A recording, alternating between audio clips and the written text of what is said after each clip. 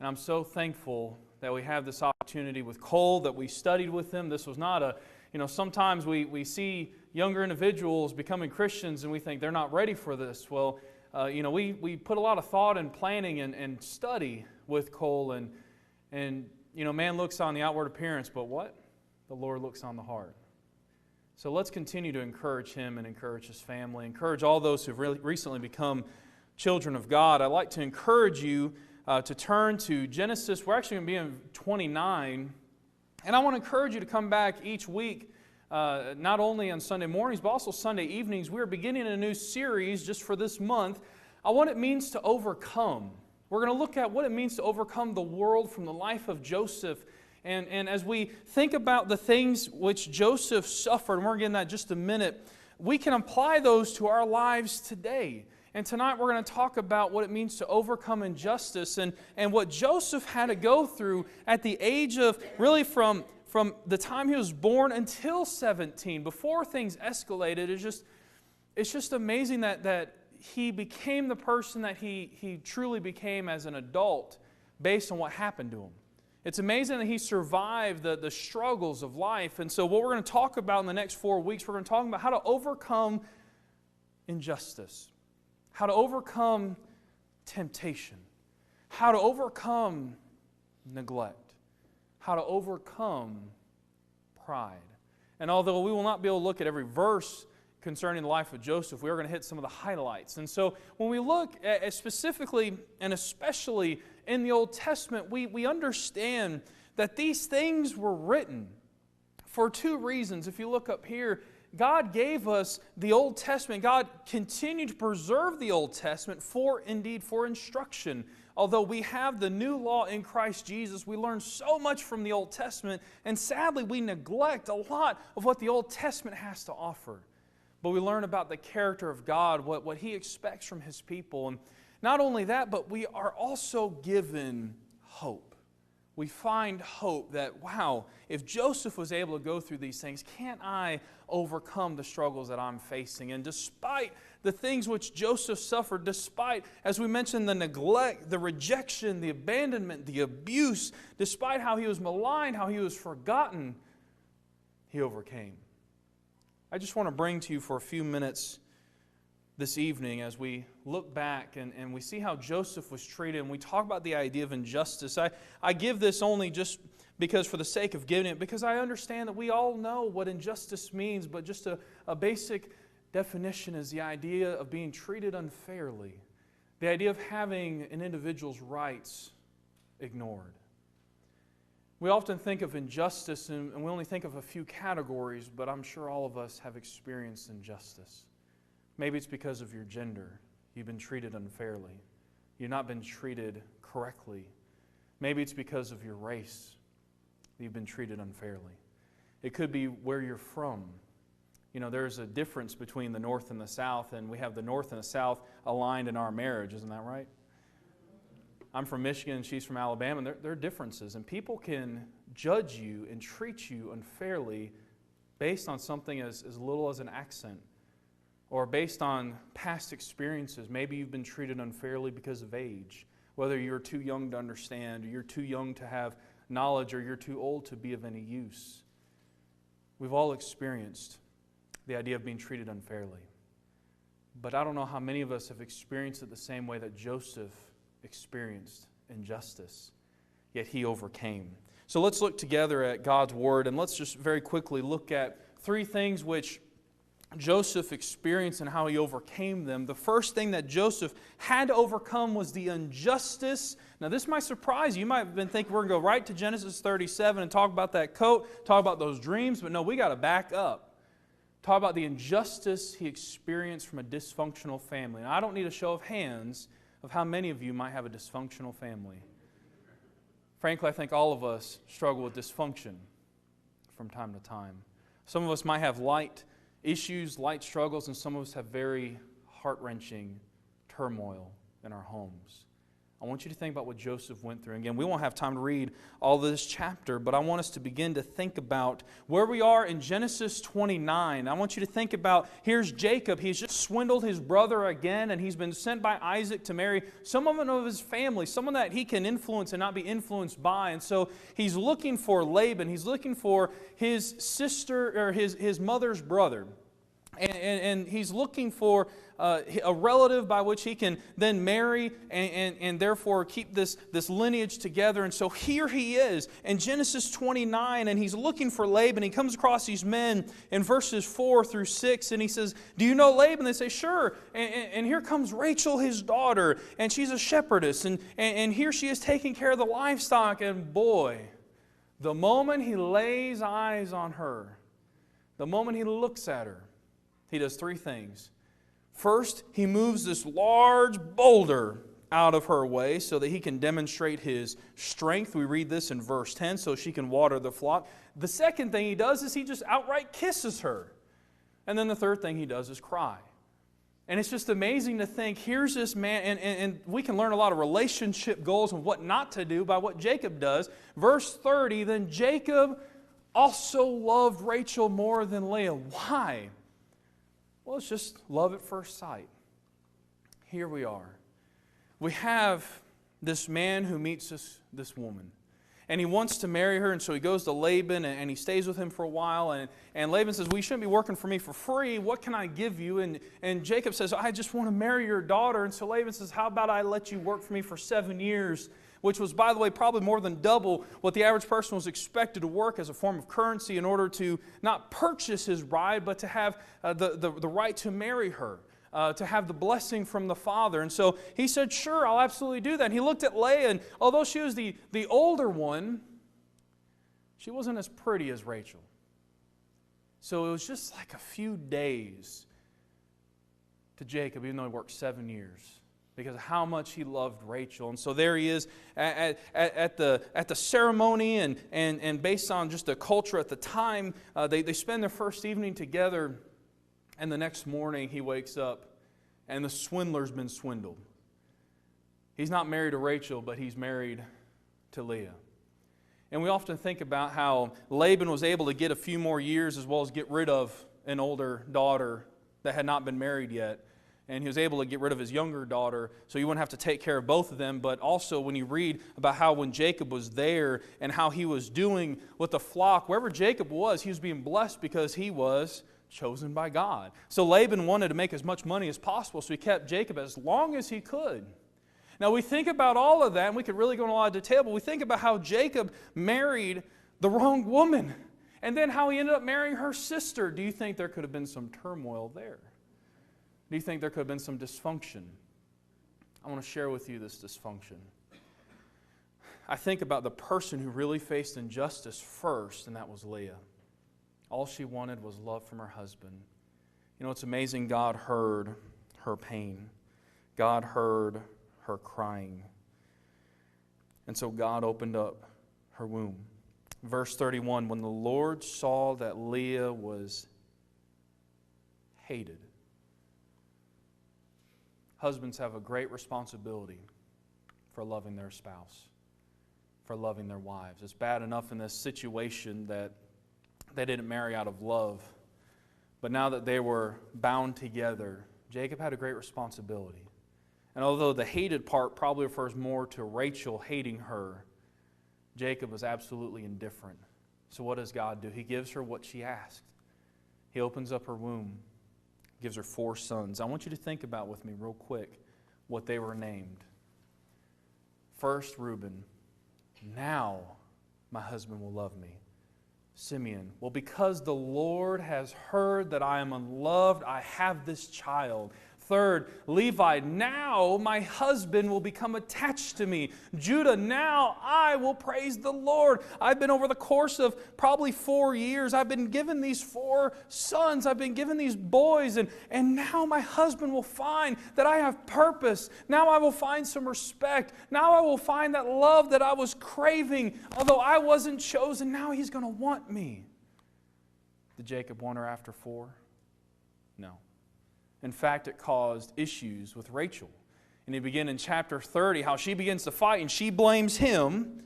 She says, give me children or I shall die. And then Jacob goes back and says, well, hey, it's not my fault that the Lord is not blessing you the way He blessed your sister. Do you hear the hatred, the malice in this household? This is where Joseph was born and grew up.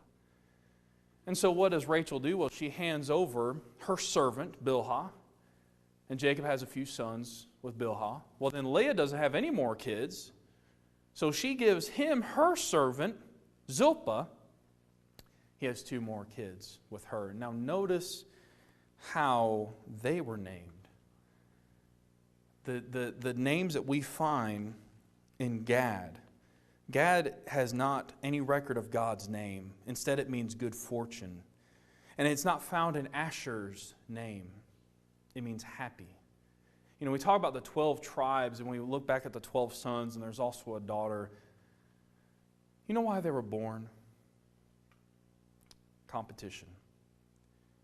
Not out of love, not really out of purpose, but because there was an issue of attention. And sadly, I've seen this personally, of spouses feeling like they're unloved, so children are brought forth thinking that will keep the marriage together. In fact, it makes it worse.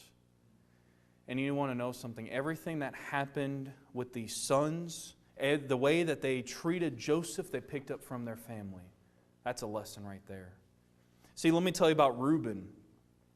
Reuben eventually slept with Bilhah, who was Jacob's concubine. We read this in Genesis 35. Simeon and Levi end up killing all the males of a city because one particular person, because of Shechem, violated Dinah. Judah would be the one that convinced all the brothers to sell Joseph into bondage. And he would later sleep with a harlot who ended up being his own daughter-in-law.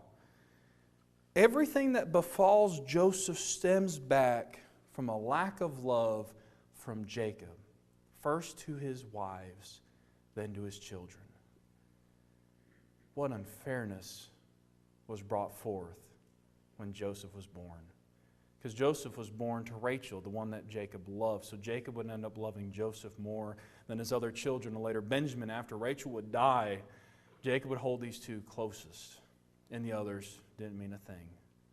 See, all of the deception, all of the anger, all of the rebellion, all of the rivalry came forth because these parents couldn't maintain a happy home. How do I overcome a dysfunctional family? See, it's not my choice to be born into this household. It wasn't Joseph's choice. How did Joseph overcome? We're going to come back to that. I just wanted to point out, before we talk about the coat, before we talk about the dreams, Joseph had a bad hand dealt to him from the beginning. Maybe you understand that. The second thing we read about as we go on, now turn with me to Genesis 37, we read about how Joseph has to overcome the injustice of unfair rejection. You know, if someone got to know me, and after they got to know me, my personality, my sense of humor, my passions, and they decided, I'd rather not be around you, I could understand that. At least you tried. I'm not for everyone. But to be hated because of something my parents did without giving me a chance at all, that's rough. That's what happens with Joseph. Now Jacob loved Joseph more than any of his children because he was the son of his old age. He was exactly what Jacob was looking for. And he made him a robe, he made him a tunic of many colors. And we could spend a lot of time talking about what that tunic means, but I want to look at this idea of unfair rejection. See, it really begins, and I'm not saying that Joseph probably didn't deserve it. He was probably the youngest, most spoiled child. He probably deserved a few whoopings or, back and forth, how child rivalry goes. But he gives a bad report. His brothers got in trouble in verse 2 when he was a boy. Joseph brought a bad report. Israel just lavishes love on Joseph. And here's something else that parents, and someday Eric and I, we look forward to being parents, but it's a lesson we have to learn. Because Jacob better relates to Joseph, he shows him more love. That's a mistake. All of our children need the same amount of love from us. And sadly, Jacob loved Joseph but he unwisely showed him love through favoritism. And he gives him this cloak. Now, whether it was a cloak of many colors, some scholars believe it was actually a cloak with long sleeves. It was an ornate robe. Nonetheless, what it meant was there came a point when Joseph didn't need to work anymore. He wasn't a shepherd. He was more the tattletale, and he was the one that brought the news from home, but he wouldn't work in this fancy robe. And Jacob showed that love to Joseph. Was that Joseph's fault? But rather, because Jacob showed him this love, verse 4, when his brothers saw that their father loved him more than all his brothers, they hated him and could not speak peacefully to him. Now, my brother and I had some fights. We knock out, dragged. I think a baseball bat was involved one time. That's for another sermon. But in the end, we got along. These boys couldn't even speak kind words to their brother. Not something that their brother did, but of what their father did. The idea of hate, if you imagine me holding a bow, the idea of hate, the same word is used for when that string is pulled taut. If you've ever held a bow before, unless you're holding a compound bow, compound bow, once you can pull that back, you can hold it all day. But if you're talking about these old-fashioned bows, especially long bows, you pull back 40, 50 pounds, your hand's going to start trembling after a while, unless you're experienced. The idea of hate is, it's connected that in and of itself doesn't mean anything unless an action comes afterward. So I don't pull back a bowstring unless I plan on loosing an arrow. That's how their brothers were. It got to the point where they couldn't handle being around this kid anymore because of how their father treated him, giving them these lavish gifts and not making him work like his brothers. They couldn't bear the sight of Joseph. And then lo and behold, here comes this dreamer. One day, you imagine being Gad or Asher. You're not even one of your father's wives' sons. You're from a concubine. You don't really have much of an inheritance at all. You imagine one day this 17-year-old kid comes about. You're working hard all day. You have the sweat on your brow, trying to keep your father's business alive. Not that you're going to receive any inheritance after he's gone. And he comes up and says, I want to let you know about a dream I had. Here we are, we're all binding sheaves, and then suddenly, all your sheaves bowed down to my sheaf. How'd that make you feel? See, because we talk about injustice from Joseph, and we really looked at Leah, you think about how these brothers are. You think about how neglected they are, how they're treated unkindly. We got to think about how we as parents, when we lavish gifts and show favoritism, how that makes our others feel neglected. They can't bear with Joseph any longer. That string is becoming tighter and tighter. And as you read in Genesis 37, you read about how his brothers, in verse 8, they said, are you indeed going to reign over us? You're already doing that already. Are you going to rule over us? They hated him even more for his dreams and for his words. Now, church, where did those dreams come from? They came from God. But they couldn't see that. They weren't going to entertain the thought because of how much they hated Joseph.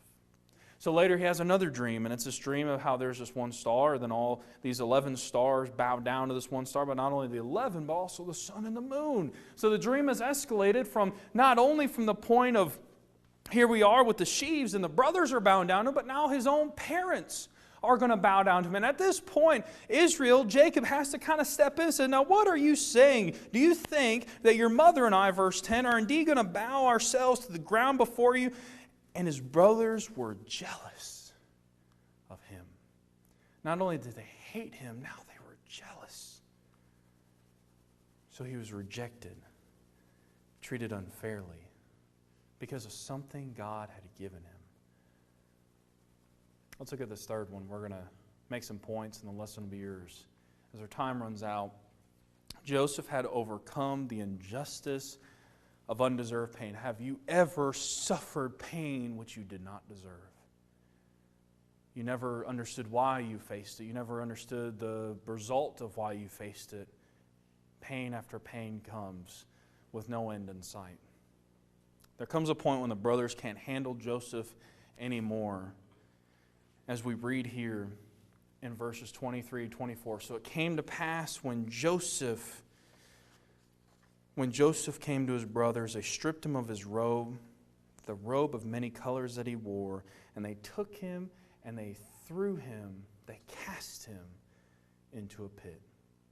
So one day here we are, beginning in verse 12, they go out to Shechem, they go out to a place where they had slaughtered these men of this town, and then they're out there with their sheep, and Jacob hasn't heard from him in a while, so he sends Joseph, and Joseph goes and he finds a man, and he asks the man where they are, and he said, well, now they're over at Dothan. So he goes after him. When they see him from afar, they can't stand the sight of him. They can't even call him by name. They don't say, oh, here comes Joseph. What do they say? Here comes the dreamer.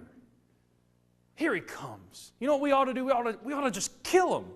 No one will ever know. See, that rivalry turned into hatred, which also turned into jealousy, which now at this point is turning into action. They have no love left for this poor kid.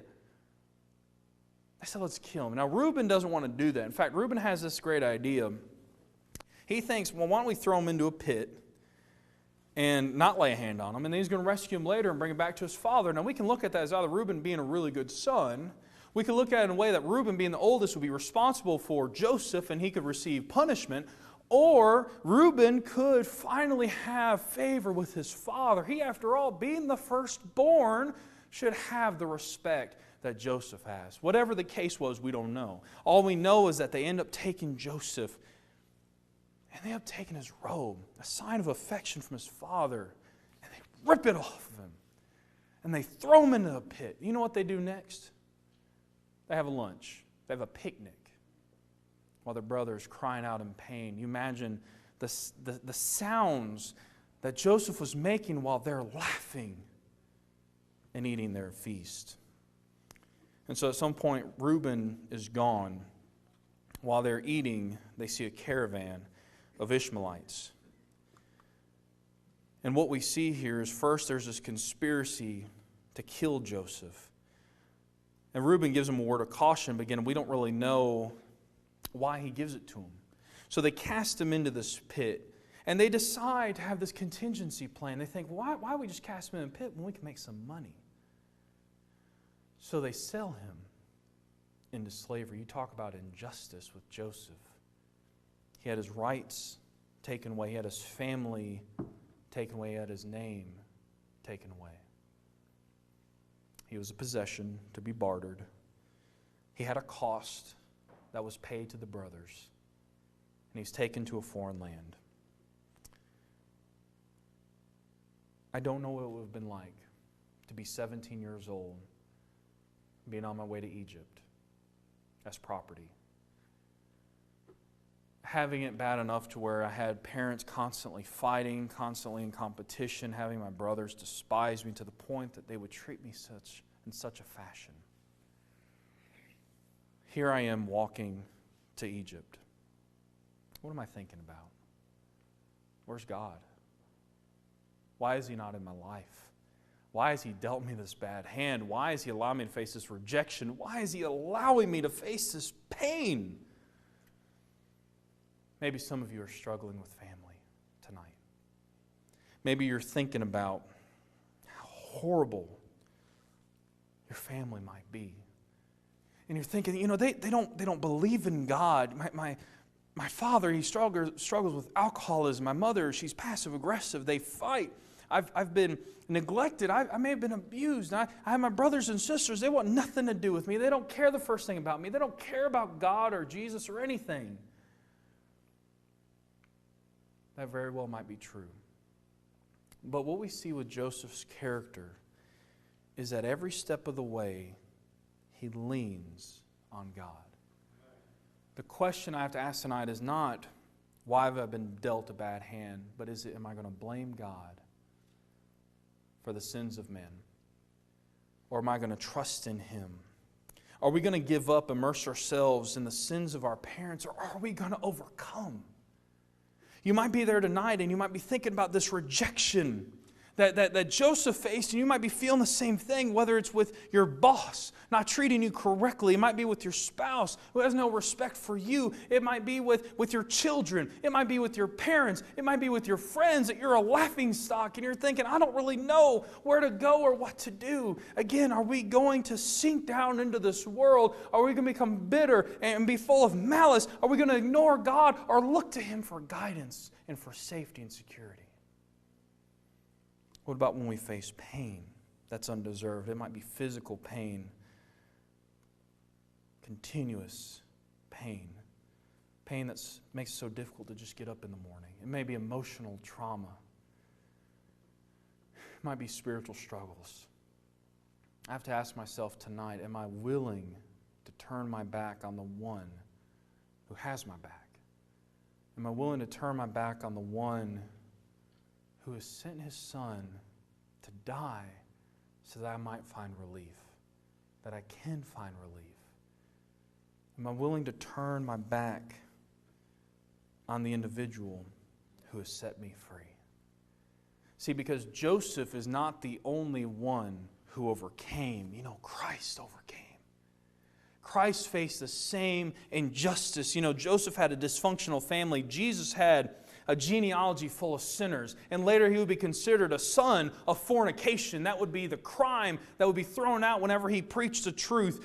Joseph, he received rejection from his brothers. Whose brothers didn't even believe in him? Jesus. You think about how Joseph had his cloak torn off from his shoulders. Well, Jesus saw his garments divided. His garments sold as he's sitting there. He's in there in pain on the cross. Joseph was cast into a pit. Jesus was cast into Hades. Joseph was sold into slavery, and Jesus was bought for 30 pieces of silver. Yet they both overcame. Each week we're going to talk about 4 avenues that we need to overcome. But it's all going to be with the same answer. How do I overcome injustice? How do I overcome the struggles and the pain? You know what I read about in Genesis 39, and we'll continue to look at this. When Joseph had been brought down to Egypt, you drop down to verse 2, the Lord was where? He was with Joseph, and he became a success. He overcame because God was with him. Pain cannot be resolved. Injustice cannot be resolved overnight. But I can know tonight that I can be of good cheer, for Jesus has overcome the world.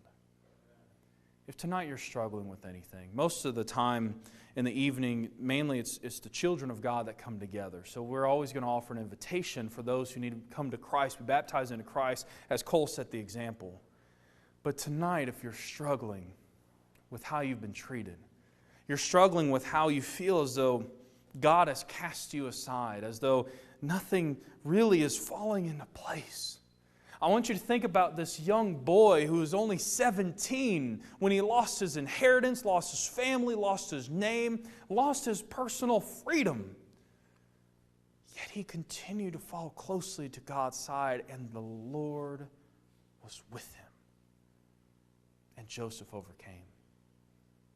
If you have a concern tonight, we're here for you. We love you. You're a family. Don't hide. Don't remain closed off. Don't think you can handle it by yourself while you're drawing further into isolation where there is no hope. Come to the one who has the fountain of hope and blessing. If you need anything, don't wait any longer. Come now while we stand and while we sing.